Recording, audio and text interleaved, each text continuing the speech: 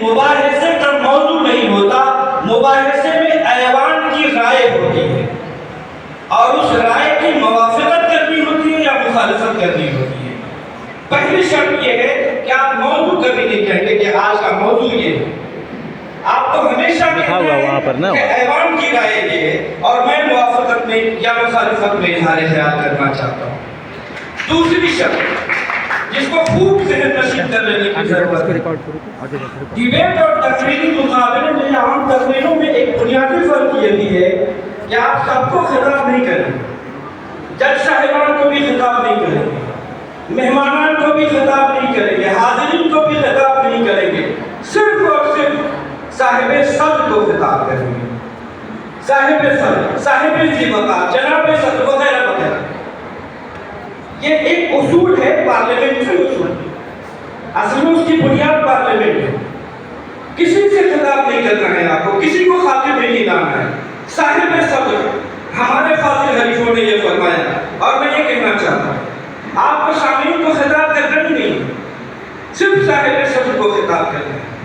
تو دوسری بنیادی شرط جس کا خاص خیال رکھنا ہے، اور تیسری بات، مقالہ خوانی اور تقریر میں بہت زمین و آسمان کا فرق ہے۔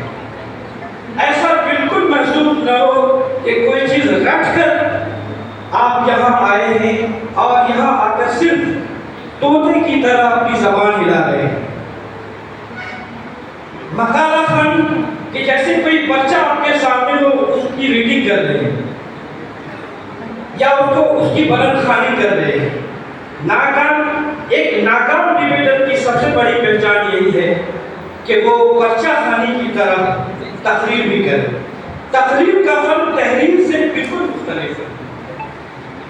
چوتھی بات جو میں عرض کرنا چاہتا ہوں ڈیبیٹ کے حوالے سے، لفظ، لہجہ، بغور سنیے، لفظ، لہجہ اور جسمانی حرکات و سکنات تینوں ہم زبان ہو جائے، ہم آہنگ ہو جائے، آپ کامیاب ڈیبیٹر ہو جائیں۔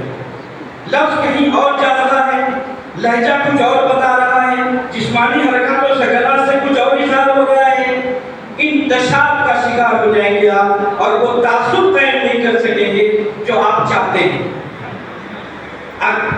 میرے عزیزوں، لفظ کی اپنی ایک پرسنالٹی، اپنی ایک شخصیت ہوتی ہے۔ کوئی لفظ گرم ہوتا ہے انسان کی طرح، کوئی لفظ نرم ہوتا ہے انسان کی طرح، کسی لفظ میں حد درجہ شبنمیت ہوتی ہے، کسی لفظ میں کا مزاج آتشی ہوتا ہے، کوئی لفظ پرجوش ہوتا ہے، کوئی لفظ ظاہر ہے کہ نہایت ٹھنڈے دل کا ہوتا ہے۔ آپ کو ہر لفظ کا مزاج سمجھنا ہوگا اور اسی لفظ کے مطابق اپنا لہجہ بنانا ہوگا اور اسی لفظ کی ترجمانی آپ کے جسمانی حرکت و سکنات سے بھی ہونی چاہیے۔ تینوں کا مختلف ہو جانا، منتشر ہو جانا ایک ڈیبیٹر کی شان کے خلاف ہے۔ اور پانچویں بات جو میں عرض کرنا چاہتا ہوں، میرے عزیزوں، ججز آپ کو کس طرح جج کرتے ہیں وہ راز بھی میں آپ کے سامنے فاش کرنا چاہتا ہوں۔ جج کے سامنے پہلی شرط ہوتی ہے کہ آپ نے ایوان کی رائے کو ڈیفائن کس طرح کیا ہے، ایوان کی رائے کا شعور کس طرح حاصل کیا ہے، ایوان کی رائے کو کس طرح سمجھا ہے اور کس طرح اس کو سمجھانے کی کوشش کی ہے۔ پہلی شرط ایک جج کے سامنے آپ کو یہ پرکھنے کی ہوتی ہے، وہ آپ کو دیکھتا ہے کہ آپ کا اسلوب کیا ہے، آپ کی زبان کیسی ہے، آپ کا بیان کیسا ہے، آپ کا، اور وہ آپ کو دیکھتا ہے کہ طرز استدلال کس طرح کا ہے، آپ نے مواد کیسا اختیار کیا ہے، کن سرچشموں کے حوالے آپ پیش کر رہے ہیں۔ اور جیسا کہ میں نے عرض کیا کہ ایک جج آپ کو دیکھتا ہے کہ متقل کی اور خطیب کی خصوصیات آپ میں موجود ہیں یا نہیں۔ غالب آپ کے لیے بہت مفید ہو سکتے ہیں کہ ایک مدرس کامیاب مدرس کون ہوتا ہے۔ دیکھنا تقریر کی لذت کہ جو اس نے کہا میں نے یہ جانا کہ گویا یہ بھی میرے دل میں ہے۔ تقریر کا فن، خطاب کا فن دراصل اپنے مخالفین کو بھی شادوں میں مبتلا کر کے اس پر سحر کر کے اپنے موافق بنا لینے کا فن ہے۔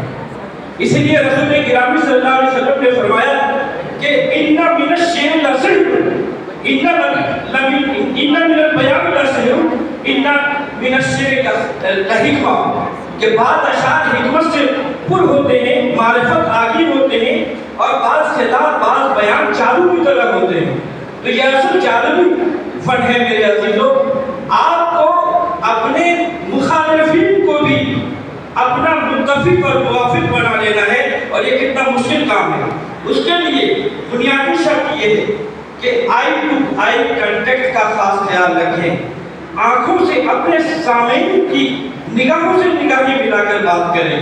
یہ بہت بڑا فن ہے۔ ماہرین نفسیات کا خیال ہے کہ جو ہی آپ یہ کرتے ہیں اپنے سامنے والے کو ہپنوٹائز کر دیتے ہیں آپ۔ اس عمل تنویر کا سے کم نہیں ہے یہ عمل، خطاب کا عمل۔ تو میرے عزیزوں اس کا بھی خاص خیال رکھنا ہے۔ بہت سی باتیں تھیں، کریم عاجز کا ایک شعر یاد آتا ہے کہ بات چاہے بے سلیقہ ہو کریم، بات کہنے کا سلیقہ چاہیے۔ ڈیبیٹ کا فن دراصل سلیقہ اختلاف کا فن ہے۔ میرے عزیزوں یہ بات میں نے بھی نہیں کہی ہے، اختلاف کرنا آسان ہے، لیکن ایک خاص سلیقہ اختلاف کے ساتھ اختلاف کا اظہار کرنا نہایت مشکل ہے۔ سر سید احمد خان نے ایک مضمون لکھا ہے بحث و تکرار، وہ ضرور آپ لوگ پڑھیے، وہاں اندازہ ہوگا کہ مہذب اور شائستہ سلیقہ اختلاف کس کو کہتے ہیں۔ میرے عزیزوں، اپنے مخالفین کو اور اپنے حریفوں کو یہ کہہ دینا کہ ذہنی دیوالیاں پڑھ کے شکار ہے، یہ مہذب اور شائستہ نہ بولا جانے، یہ میرے عزیزوں آپ شدید سے شدید اختلاف کا اظہار کیجیے، لیکن تمام تر تہذیب و شائستگی کی معراج تک پہنچ کر کیجیے، تب سمجھا جائے گا کہ آپ سلیقہ اختلاف سے بھی واقف ہیں، آپ ڈیبیٹ کے آداب سے بھی واقف ہیں۔ بہت سی باتیں تھیں لیکن وقت کم ہے، آخر میں ایک بات ضرور کہنا چاہوں گا۔ آج کی جنگ دراصل الفاظ کی جنگ ہے میرے عزیزوں۔ سامنے آپ کو میزائل نظر آ رہا ہے، اس میزائل کے پیچھے دراصل نیریٹو کی جنگ ہے۔ دنیا نیریٹو کی جنگ سے گزر رہی ہے، اور میں